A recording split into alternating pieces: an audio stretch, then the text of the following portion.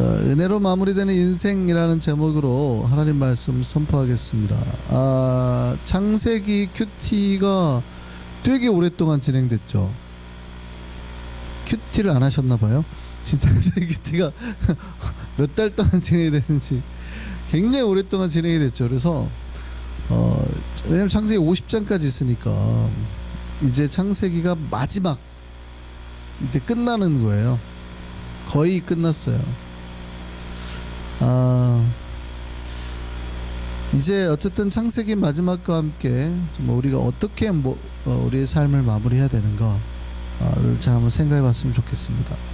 자, 우리의 인생, 우리가 인생을 잘 마무리할 수 있는 방법이 뭘까요? 물론 우리 인생에 앞으로도 살 날이 많이 남았죠. 우리는 앞으로 50년, 100년 더 살 거 아니에요, 그죠? 근데 우리의 인생을 어떻게 하면 마무리 잘 할 수 있을까요? 사실은 우리의 인생을 마무리한다라는 것은 하나님이 처음 우리를 만들었을 때의 상태로 다시 리턴 시키는 거예요. 반환시켜서 돌려주는 게 가장 올바른 상태예요. 하나님이 처음 우리를 만드셨을 때의 그 순수한 상태 있죠. 그대로 이제 우리가 받았으니까 그대로 리턴을 시켜야 돼요. 깨지거나 흠나지 않게. 그런데 여러분, 우리 육체를 지금 우리가 처음 받았을 때 상태로 돌릴 수 있어요, 없어요?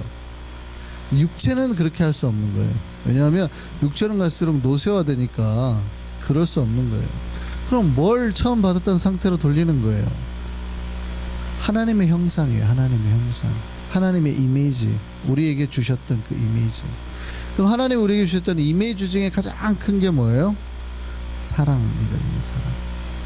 특별히 여러 가지 사랑이 있지만 신앙적으로, 영적으로 주님과의 나의 관계의 사랑을 그렇게 들려야 되는 것도 있고, 또 이웃과의 사랑, 관계도 회복해서 우리가 나아가야 된다는 거죠. 그러니까 우리의 인생을 잘 마무리할 수 있는 방법이 영적으로는 하나님과의 관계지만 사람들과의 수평적인 관계도 있다 이 말이죠. 관계 회복이 중요하다는 거예요. 내가 죽기 전에 내가 미워했거나 아니면 나를 미워했던 사람들과의 그 관계, 은원 관계를 잘 마무리해야 되는 거예요. 누군가가 나를 미워하면서 살았어요. 누군가는 나를 미워하는 사람이 있어요. 근데 내가 그냥 죽어버렸단 말이죠. 그 관계를 풀지 않고. 그럼 어떻게 될까요?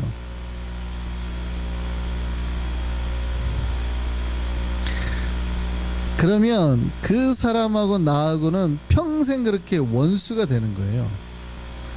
만약에 내가 공인이에요. 그러니까 내가 어떤 이 나라를 대표하는 사람이었는데 내가 죄를 지었어요. 잘못했어요. 그러니까 사람들이 나를 매국노라고 생각하는 거죠.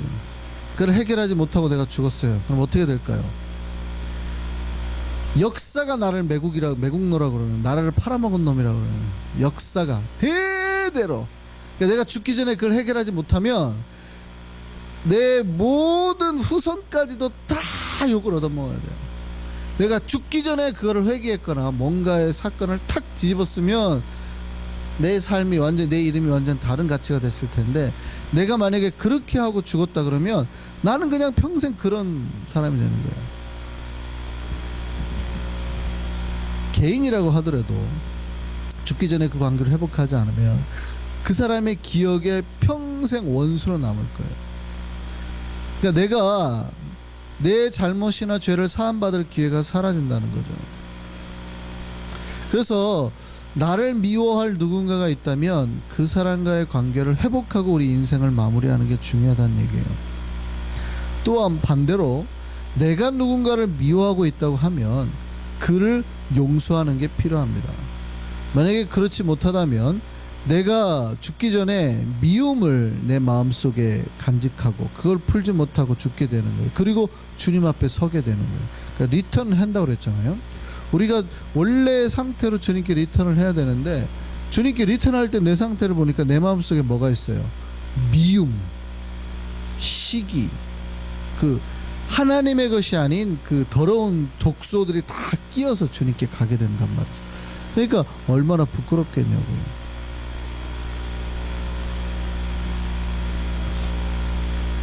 우리 인생이 아름다운 거, 우리가 신자로서 우리 아름다운 인생을 사는 것은 다른 누군가를 용서하고 또 품을 수 있는 넓은 마음을 가진 사람이 됐기 때문에요. 그게 아름다운 인생이죠. 본문에 보면 야곱이 이제 130세 애굽에 내려갑니다. 그리고 147세에 죽어요. 그럼 애굽에서 몇 년을 산 거예요? 17년. 네. 고센 땅에서 17년을 살았는데 이 17년의 인생이 야곱에게 있어서는 제일 행복했던 때일 거라고요. 가장, 왜냐하면 죽었다고 생각했던 아들을 만났죠. 아들이 애굽의 총리죠. 게다가 그 이집트에서 제일 좋은 땅이에요. 거기가 현재 지도를 봐도 거기가 가장 풍요로운 땅이거든요. 거기에서 가족들끼리 살면서 정말 잘 먹고 잘 살았어요. 얼마나 행복했을까요? 그렇게 편안한 삶을 살다가 마지막 유언을 했는데 자기는 가나안 땅 가족들의 묘인 막벨라 굴에 해쪽 속에서 히타이 쪽 속에서 산 그 굴에 나를 묻어달라. 문제는 그 다음이에요. 야곱이 죽자 그동안 형제들 안에 감춰뒀던 두려움이 다시 나타나기 시작했습니다. 형제들을 엄습해왔죠.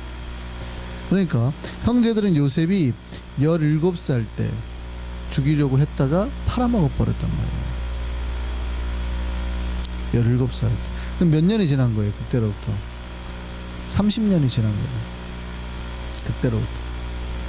그때로부터 30년이 지난 거예요. 지금 이 사건이. 그런데 그동안 그들 안에 있던 죄로 인한 공포는 사라지지 않았습니다. 물론 요셉을 처음 만났을 때 요셉은 형제들을 용서를 했어요. 근데 형제들이 봐봐요. 아버지 야곱이 죽으니까 다시 무슨 생각을 하는 거예요? 아, 그동안은 아빠 때문에, 아버지 때문에 우리에게 복수를 안 했을 수 있어. 그러니까 아버지가 죽으니까 다시 그들이 이제 복수를 당할 수 있다라는 두려움이 생긴 거죠. 이때 형제들이 요셉에게 사람을 보냅니다. 사람을 보내어 이런 말을 합니다. 당신의 아버지가 돌아가시기 전에 이렇게 명령하셨습니다. 너희는 이같이 요셉에게 이르라. 네 형들이 내게 악을 행하였을지라도 이제 바라건대 그들의 허물과 죄를 용서하라. 야곱이 이런 말을 했을까요? 안 했을까요? 야곱이 이 말을 진짜로 형제들에게 유언으로 하고 죽었을까요? 안 했을까요? 안 했을 확률이 굉장히 높은 거죠. 사실 안 했을 확률이 굉장히 높은 겁니다. 거짓말할 확률이 높아요. 그런데 형제들은 그렇게 거짓말을 해서라도 자기들과 가족들의 목숨을 지켜야 했다 이 말이죠. 그만큼 절박한 상황에 놓여 있단 말이에요. 근데 요셉이 그 말을 듣고 어떻게 했어요? 엉엉엉 울어버립니다. 그러니까 요셉이 울었다는 얘기를 딱 들으니까 가족들이 어떻게 해요? 큰일 났다, 죽었구나 하고 와가지고 그대로 다시 요셉한테 엎드립니다. 살려주십시오. 이때 어떻게 해야 될까요? 여러분이라면 어떻게 하겠습니까? 형제가 비록 30년 전이지만 여러분을 죽이려 했어요. 잡아다가 그 깊은 우물에 빠뜨려서 죽여버리려 했다 이 말이죠. 근데 이제 소리가 들리는 거야. 야, 죽이지는 말자. 우리 저놈 팔아먹자 해가지고 인신매매고 팔아고 그랬어요. 그것 때문에 내가 노예 생활을 한 3년 하고 감옥에서 10년을 살아요. 감옥에서. 여러분이 20대 때부터 20살 때부터 30살까지 형제들 때문에 감옥에서 10년 살았어요. 형제간의 관계가 좋으신 분 있어요? 안 좋은 분들도 있어요. 그죠? 저는 안 좋은 관계도 많이 봤기 때문에. 근데 그 형제 때문에 10년 동안 내가 감옥에 살았어요. 그러면 여러분은 그 형제에 대해서 어떻게 대하실래요? 그 조카들 어떻게 대하실래요? 내가 당했으니 니들 아니면 니 자식들 내가 가만두나 보자. 최소한 그렇게 안 해도 우리가 이제 예수를 믿으니까, 그죠? 예수를 믿으니까 이렇게는 말할 수 있잖아요. 그냥 넘어가요. 당신들이 한 잘못인데 그냥 넘어가. 최소한 나한테 잘못한 대가는 치러야 되지 않아요? 라고 협박조로 말할 수 있잖아요. 이제 아버지도 없고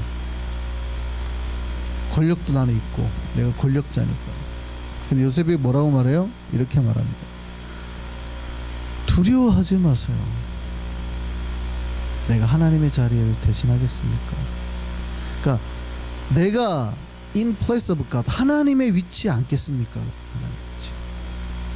내가 하나님의 위치에 앉겠습니까? 하나님 자리에 대신하겠습니까? 당신들은 비록 나를 해하려고 했지만 하나님은 그것을 좋은 것, 선한 걸로 바꿔서 오늘날과 같이 많은 백성의 생명을 구원하게 하려고 했습니다. 그러려고 한 겁니다. 여러분. 하나님의 뜻에 있어서 그런 거니까요. 이렇게 된 것도 하나님의 뜻이 있어서 이렇게 된, 하나님의 계획 따라서 한 거지 라고 말을 합니다. 그리고 또 말합니다. 두려워하지 마옵소서. 요셉의 대답이 그거였어요. 두려워하지 마옵소서. 용서를 하겠다는 말이에요. 그것도 두 번이나 강조해서 말을 한 겁니다. 사실은 요셉의 그 형제들의 죄도 있어요. 죄가 있죠. 개인적으로 기분 나쁠 수 있습니다. 그런데 그 모든 것도 하나님께서 자기와 자기의 가족들을 살리기 위한 계획 안에 있는 거라고 말을 한 거예요. 물론 하나님의 계획 안에 있다 그래도 그 형제들의 죄가 가볍지는 않습니다. 성경적으로 보면 굉장히 큰 죄죠. 아니면 친족을 갖다가 살해하려 한 거니까. 오늘날에도 친족 살해는 굉장히 큰 죄입니다. 중죄죠. 살해라는 의도가 있으니까 굉장히 큰 죄죠. 그러니까 죄가 절대 가볍지는 않아요. 그런데도 요셉은 그 형제들을 용서했어요. 그 이유는 뭐냐면 사실은 정확하게 이거예요. 하나님의 계획이 있었기 때문이라고 말하는 것은 요셉의 생각인데, 그가 하나님의 계획을 깨달은 지혜가 있었기 때문이 아닙니다. 이 요셉이 한 말을 잘 이해하셔야 돼요. 하나님의 선한 계획이 있어서 이렇게 한 거니까 그냥 넘어갑시다고 말할 때, 그가 진짜 하나님의 계획을 깨달은 지혜가 있어서 그런 게 아니에요. 그가 하나님의 마음을 소유한 은혜가 있었기 때문입니다. 그러니까 머리로 깨달아서 용서를 한 게 아니라 그 마음에 하나님의 마음에 은혜가 있어서 용서를 한 거예요. 여러분, 신자에게는 지혜도 중요하지만 누군가를 품을 수 있고 용서할 수 있는 그 마음의 은혜가 더 중요해요. 요셉이 형제들을 용서했던 것은 마음의 은혜가 있었기 때문이지 머리로 깨달아져서가 아닙니다. 머리로 깨달으면 죄가 커요. 친족을 살해하려 했던 죄가 크지요. 그러니까 말씀대로 따지자 그래도, 성경대로 따지자 그래도 그들이 형제를 갖다가 감옥에 가둔다고 해서 아무 문제될 게 없어요. 그런데 뭐예요? 그 마음이.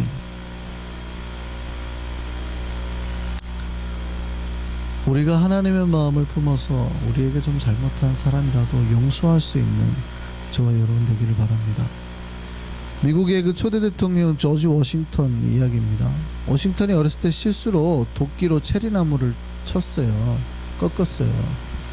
근데 아버지가 그 워싱턴을 보고 용서를 해줬습니다. 나중에 워싱턴이 그 큰 감동을 받죠. 그래서 나중에 워싱턴이 아버지에게 묻습니다. 그때 왜 저를 왜 주셨나요? 뭐라고 그랬을까요? 그때 네가 도끼를 들고 있어서. 이건 농담인데요. 실제로 이 이야기는 워싱턴이 아주 어렸을 때 이야기입니다. 어렸을 때 6살 때 이야기인데, 그냥 손도끼를 가지고 놀다가 체리나무를 쳤대요. 근데 아버지가 굉장히 아끼던 나무래요. 그런데 화를 낼 수도 있고 혼을 낼 수도 있었는데 물었대요. 누가 그랬어? 그랬더니 워싱턴이 솔직히 말했대요. 제가 그랬다고. 그랬더니 아버지가 용서해줬다는 이야기입니다. 그래, 네가 고백한 그 용기가 더 크다. 그래서 용서를 해줬습니다. 누군가를 용서를 해줬다고 하는 거는 사실은 큰 용기예요. 왜냐하면 용서라는 얘기는 누군가가 지금 나한테 큰 데미지를 줬다는 얘기예요. 피해를 줬다는 얘기예요. 경제적으로나 내가 제일 아끼는 뭔가를 없애버렸거나, 아니면 내 마음에 큰 상처를 줬거나, 우리 가족들에게 피해를 줬거나, 뭔가 누군가 나한테 큰 데미지를 줬다는 얘기예요. 근데 용서라는 거는 그거를 다 포기한다는 거예요. 그 피해를 내가 고스란히 감내하겠다는 거예요. 내가 제일 아끼는 어떤 체리나무 같은 게 없어졌을 수 있다 이 말이에요. 그런데도 그거를 내가 내 가치를 포기하면서 그를 품겠다는 거예요. 근데 용서의 가치가 클 때는 누군가가 나한테 준 상처가 크면 클수록 내가 그를 용서할 때 그 용서는 더 가치가 있어지는 거죠. 참 생각해 보시죠. 과연 나는 다른 사람을 용서하면서 살고 있을까? 과연 나는 내가 지금 과거에 용서를 했거나 지금 내가 하고 있다면 나는 어느 정도의 잘못이나 죄까지를 용서하고 살고 있는가? 저와 여러분은 과연 도대체 어느 정도까지 용서를 하며 살고 있을까요? 어느 정도 죄까지? 내 물건을 훔친 거 정도는 용서할 수 있나요? 나에게 함부로 말한 것 정도는 좀 참을 수 있나요? 어느 정도까지 우리가 용서를 하면서 살고 있을까요? 혹시 우리가 이만큼도 용서하지 못하고 나한테 조그만 잘못, 내 쿠키 하나 훔쳐먹은 거에도 화를 내고 있지 않나요? 누가 내 거 먹었어!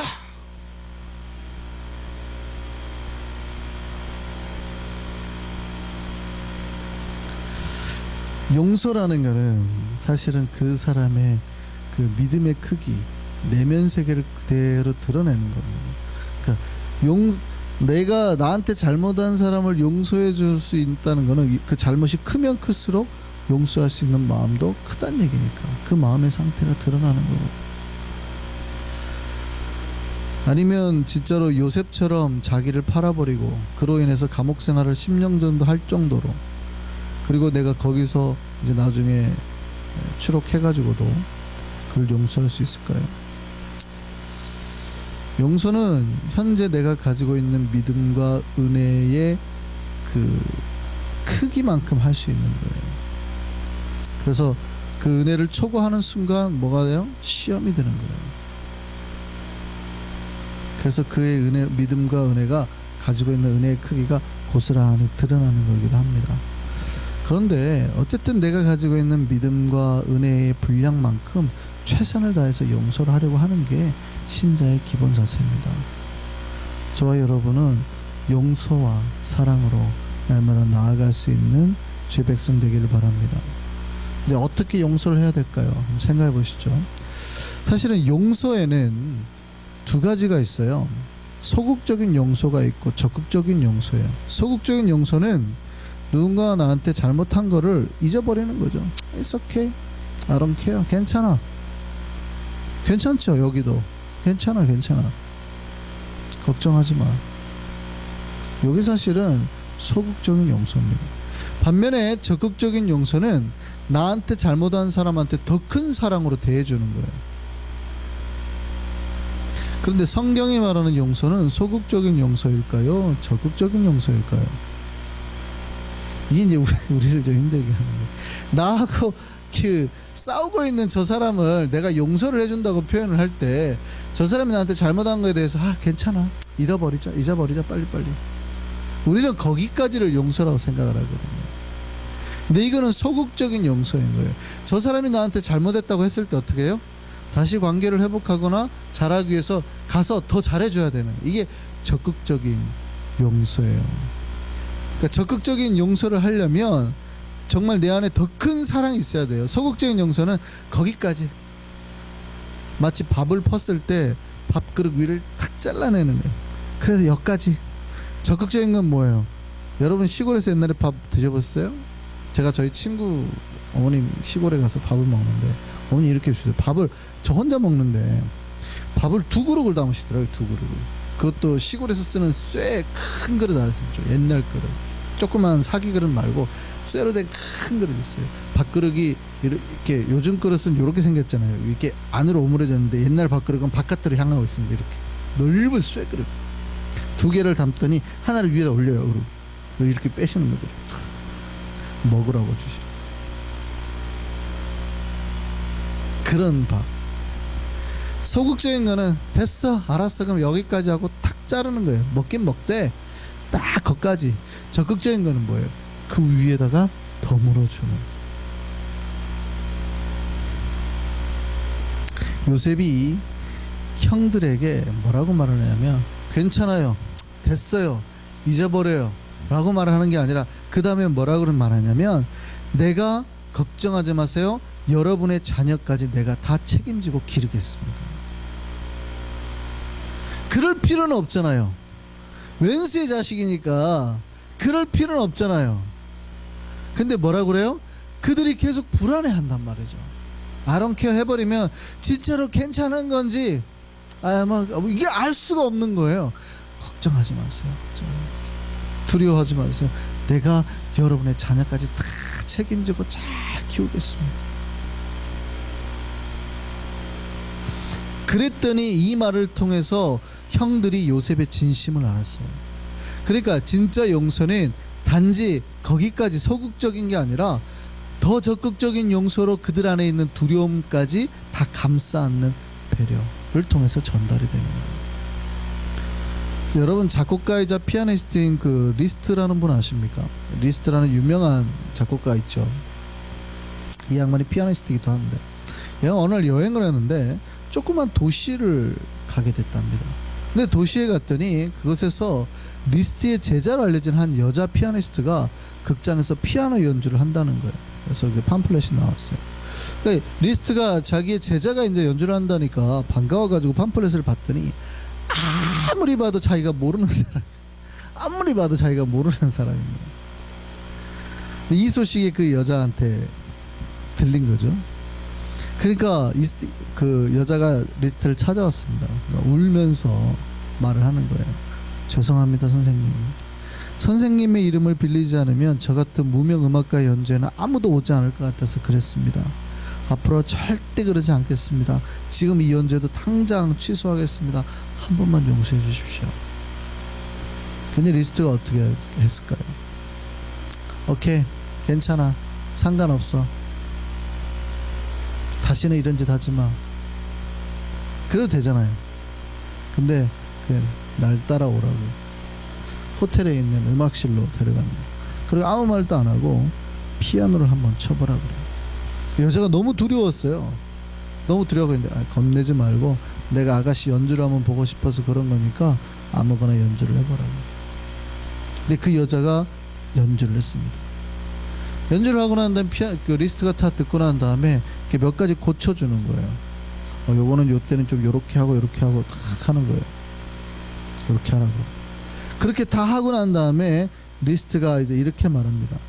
당신은 방금 나한테 피아노를 배웠어요. 그러니까 걱정하지 말고 오늘 밤 내 제자로 당당하게 연주하세요. 뭐가 소극적인 용서고 뭐가 적극적인 용서인지 이해가 되세요? 이게 적극적인 용서고 배려예요. 리스트가 죄송합니다 선생님 잘못했습니다 말할 때 오케이 괜찮아 I don't care 뭐 그럴 수 있지 하고 떠날 수도 있잖아요. 떠날 수 있다고요. 근데 그렇게 하면 그 사람의 마음속에 있는 죄나 수치심까지는 없앨 수 없는 거예요. 그 불편한 감정까지 세상 사람들이 그녀를 비난할 것까지 없앨 수는 없는 거예요. 근데 리스트는 뭐예요? 그렇게 함으로써 그 여자가 받을 앞으로 상처, 수치, 사람들의 비난까지 한꺼번에 다 없애버립니다. 이게 적극적인 또 참 용서의 자세. 예수님이 길을 갈 때 한 여인이 혈루병 걸린 여인이 예수님의 옷자락을 잡았습니다. 근데 이미 나왔어요. 나왔으면 냅두면 되지. 예수님이 기어이 찼거든요. 도대체 누가 잡았냐고. 근데 제자들이 그러죠. 참 선생님도 희한하시네. 이 수많은 사람들이 지금 다 예수님을 터치를 했는데 누가 예수님의 옷자락을 잡았냐니요. 말도 안 돼. 여기 다 잡았지. 우리가 다 터치했지. 다. 한두 명이에요? 아니 진짜 나의 옷을 잡은 여자가 있어. 빨리 찾아내요. 그때 그 여인을 기어이 찾아내죠. 그 여인을 찾아내가지고 예수님께서 하시는 말씀이 뭡니까? 무슨 얘기 해주려고요? 잘했어 잘했어 걱정하지 말고 돌아가 잘했어 그 얘기 해주려고. 믿음이 네 믿음이 너를 구원했어. 너는 믿음 좋은 여자야. 그러니까 원래는 혈루병 걸린 여인은 종교적으로 부정한 여자예요. 더러운 여자라고요. 근데 부정한 여자가 예수님께 터치를 해버렸으니 어떻게 됐겠어요? 그 여인이 그 예수님을 만나려고 하는 사람들 사이를 삐집고 들어가서 만졌으니 그 여인이 지나가가지고 터치된 남자들은 다 부정해진 거예요. 그러니까 종교적으로 큰 죄를 범했어요. 이거는 돌 들고 여자를 때려 죽여야 된단 말이죠. 그걸 알게 되면 그 여자가 어떻게 될까요? 나았더라도 그 이후에 당할 일이 있단 말이죠. 그러니까 예수님은 어떻게 해요? 기어이 그 여자를 찾아서 잘했다래요. 잘했다. 믿음이 좋다. 당신 믿음이 아주 좋다. 믿음이 너를 구원해냈다. 편안히 가라. 딸이여 편안히. 이게 적극적인 배려와 사랑과 용서란 말이죠. 신자는 어디까지 가야 돼요? 이 적극적인 용서까지 가야 됩니다. 물론 소극적인 용서도 쉬운 건 아니죠. 누군가 나한테 잘못했을 때 괜찮아 라고 말할 수 있는 것도 너무 힘든 거예요. 그렇지만 더 적극적으로 가서 그 사람이 가지고 상처받고 앞으로 살아갈 것까지도 케어해 주는 거예요. 이게 진짜 용서라는 거죠. 제가 모두에 우리가 죽기 전에 내가 용서를 빌거나 혹은 용서를 하자라고 말씀을 드렸습니다. 그게 우리의 인생을 은혜로 마무리하는 방법이에요.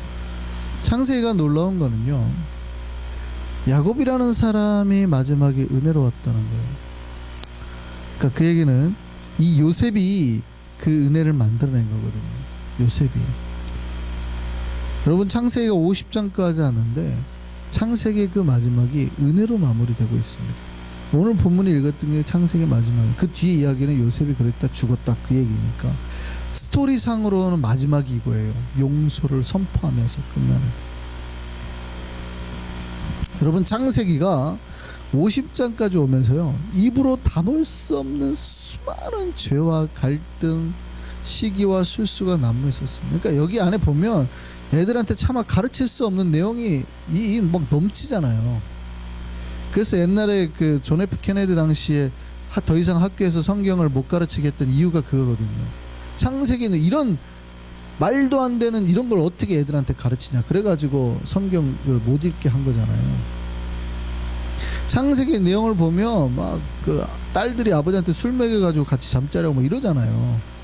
그러니까 내용상으로 보면 이거는 뭐 이런 폐륜적인 말도 안 되는 짓 이런 내용들 막 사기치고 아버지를 속이고 뭐 도망갔더니 또 외삼촌이 속여먹고 막 이런 시기 뭐 별의별 몹쓸 짓이 다 사실은 창세기에 담겨 있어요. 그런데 그럼에도 불구하고 창세기 마지막이 뭘로 마무리돼요? 은혜로 마무리돼요. 이 마지막이 은혜로 마무리돼요. 여기 의미를 두셔야 돼요. 창세기의 마지막이 은혜로 끝나고 있다. 여러분, 누가 이런 용서를 하겠습니까? 걱정하지 마십시오. 내가 당신들 자식들까지 다 잘 먹여서 키우겠습니다. 이 이야기 하고 있어요. 이 창세기 마지막에 은혜로 마무리될 수 있던 것은 마지막 사람인 요셉이 은혜를 품었기 때문에 그 마지막 한 명이 중요하다. 우리가 그 마지막 한 명이 되기를 바랍니다. 우리도 은혜를 품고 살기를 바랍니다. 우리의 인생도 은혜로 마무리되기를 바랍니다. 우리가 은혜를 품고 용서하고 살면 우리의 인생이 은혜로 마무리될 거예요. 그런데 우리가 미움을 품고 살면 그 미움이 가족과 이웃에게 전달되어서 그것이 새로운 고통과 아픔을 낳게 될 겁니다. 정말 은혜의 삶을 누리고 마무리하는 우리 삼성교회 완시엠 한승의 모든 백성들 되기를 소망합니다. 내가 죽기 전이든 그 사람이 죽기 전이든 만일 내가 우리 삶이 끝날 때까지 용서하지 못한 사람이 있다면 평생 후회로 남게 될 거예요. 온전히 우리가 주의 사랑으로 용서하며 사랑하며 살아가는 우리 되기를 바랍니다. 기도하겠습니다.